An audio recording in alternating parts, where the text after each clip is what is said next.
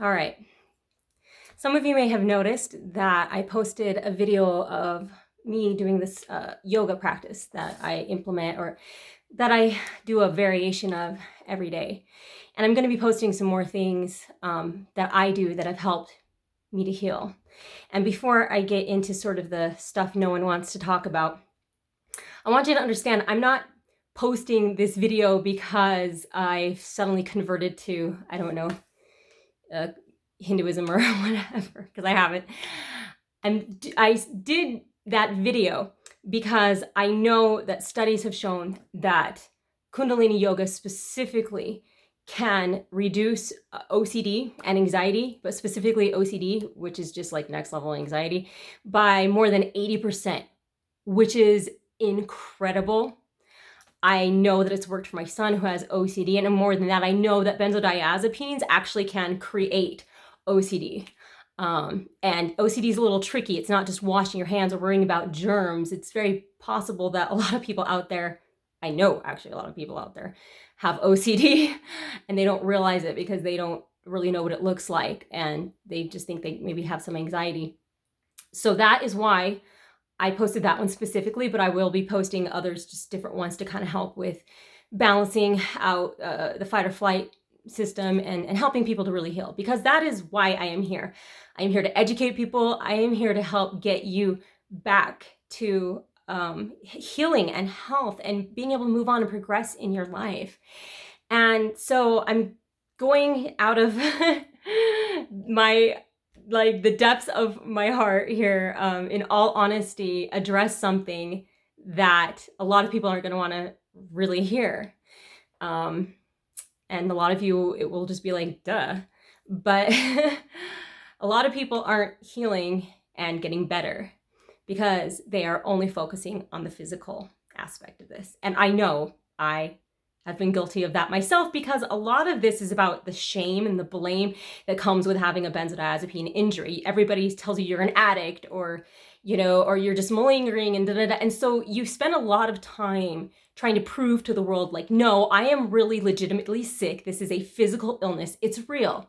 But even along with that, even though yes, it is absolutely a physical illness at the cellular level, it's a severe, severe injury. That kind of trauma also leads to what I would call emotional and spiritual injury. And a lot of times people get on these in the first place because of trauma. A lot of people like to say, well, it's because of a chemical imbalance or a brain disorder, but that, come on, let's face it, science has never shown that to ever be the case. We have only ever shown that people have anxiety or OCD or any of these things because of trauma. And there may be some physical trauma that has happened, like a brain injury or a malnutrition or something, but that's a whole other video, which I've already made. I'm going to focus now on the spiritual part. There are things that I have seen in benzodiazepine world that I cannot deny are real. People who are very religious or very deep in their faith, they all say the same thing. I can't feel God, right? When they're going through withdrawal, they say, I can't feel God. And I've experienced that. This does something to your body, and there is a body, mind, spirit connection that gets interrupted during this. And I've learned a lot of things. One of the people that I'm going to be showing you an exercise, her name is Dr. Sue Morter, and she talks about how people have literally this measurable energy sort of, around them. And sometimes it's just way skewed like this. And you can call that an energy field. You can call it quantum, the quantum energy, or you can call it spirit, whatever you want to call it. It's real. It's measurable. It's definable. And I just think about, I would lie down every night. I would lie down to go to bed.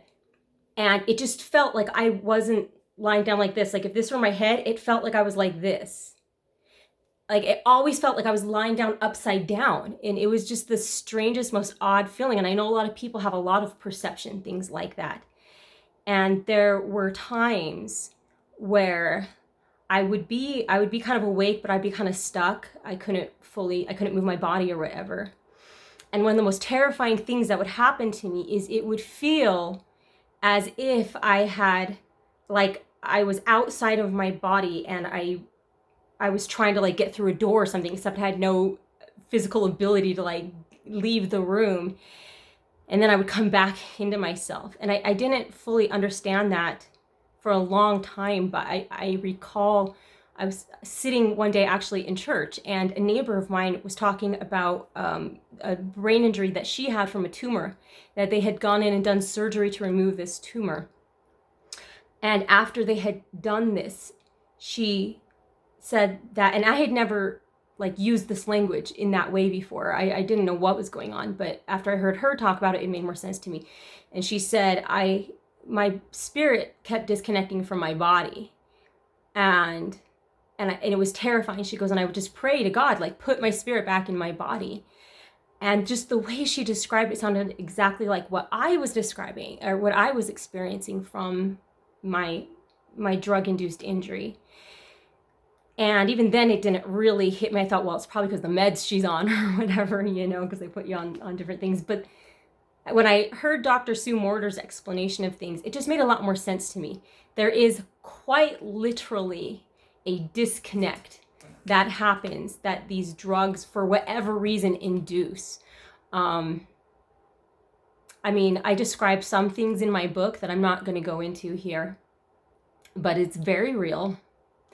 And it definitely impacts your health and your ability to heal. And so I'm not saying that anybody out there has to do Kundalini. And I'm certainly not saying that you have to convert to my faith as a Christian, a follower of Jesus Christ.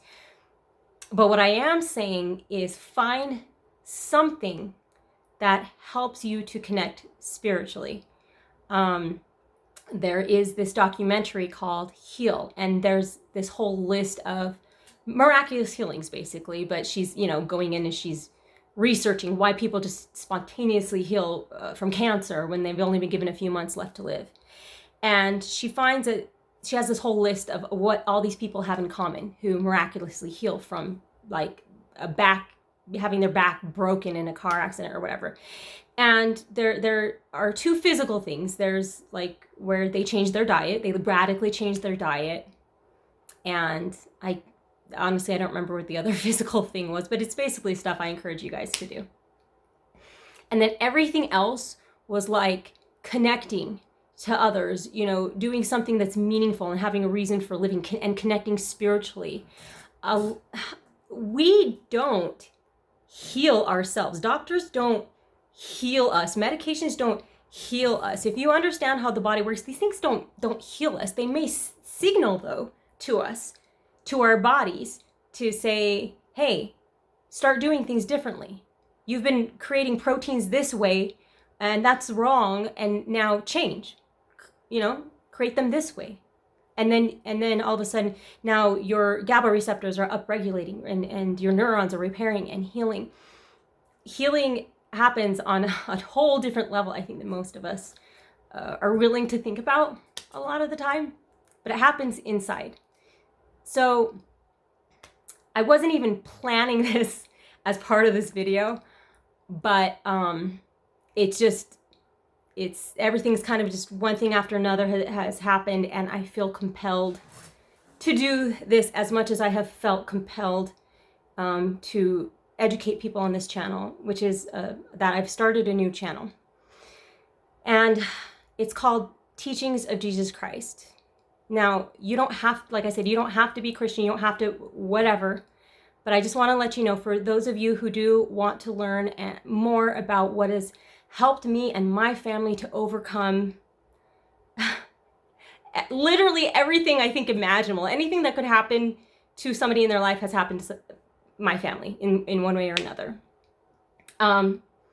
So if that resonates with you, please go over to my other channel and check that out, or look into Kundalini, or look into Buddhism, or look into whatever, but connect that spirit to body. And breath is a really powerful way of doing it. That's why I'm sharing that with you. I'm not trying to, freak anybody out or tell you how you have to live your life. I'm just trying to share what I know works. And and I know that a lot of times when people try to share the truth, it's not always well accepted. And I'm willing to deal with the consequences of that, But I know what's real. I know that these things are legitimately a legitimate part of the benzodiazepine injury and why so many people are so sick for so long.